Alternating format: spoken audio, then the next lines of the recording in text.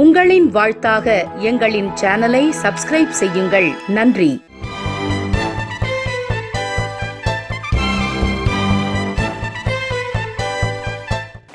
நவகோள் மகிழ்ந்து நன்மை அளித்திட வேண்டும்.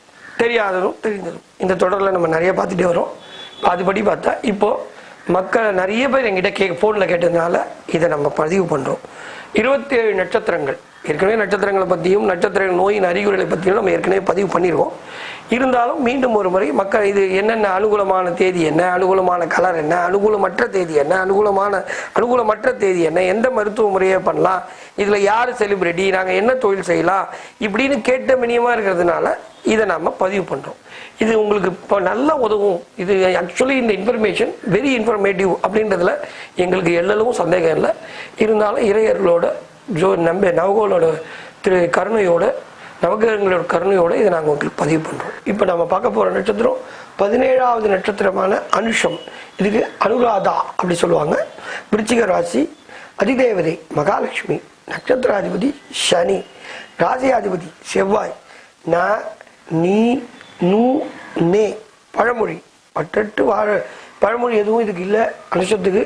ஆனால் சிறப்புகள் பார்த்தீங்கன்னா பற்றற்று வாழ விரும்புவார்கள், புத்திசாலிகள், பெரும்பாலும் செல்வந்தராக இருக்க விரும்புவார்கள், மந்திரத்திற்கு உகந்த நட்சத்திரம், யாருக்கும் கட்டுப்பட்டு நடக்க மாட்டார்கள், சோம்பேறித்தனம் உள்ளவர்கள், சற்று சோம்பேறித்தனம் இந்த லெத்தார்ஜி சொல்லுவாங்க, அதாவது ஒரு மெத்தன போக்கு கொண்டவர்கள், 4ஆம் பாதம் தாயை சுகவீன அடைச்சியும் சொல்லுவாங்க. செய்ய வேண்டிய தொழில் தரகு, மைனிங், இராணுவம், மத போதகர், வக்கீல், ஜோதிடம். அரேஞ்ச் மேரேஜ் திருமணம். அனுகூலமான colour red, brown, blue, black. அனுகூலமற்ற கலர் ஒயிட், கிரீன். அனுகூலமான தேதி 8, 9, 4, 7. அனுகூலமற்ற தேதி 1, 5, 3.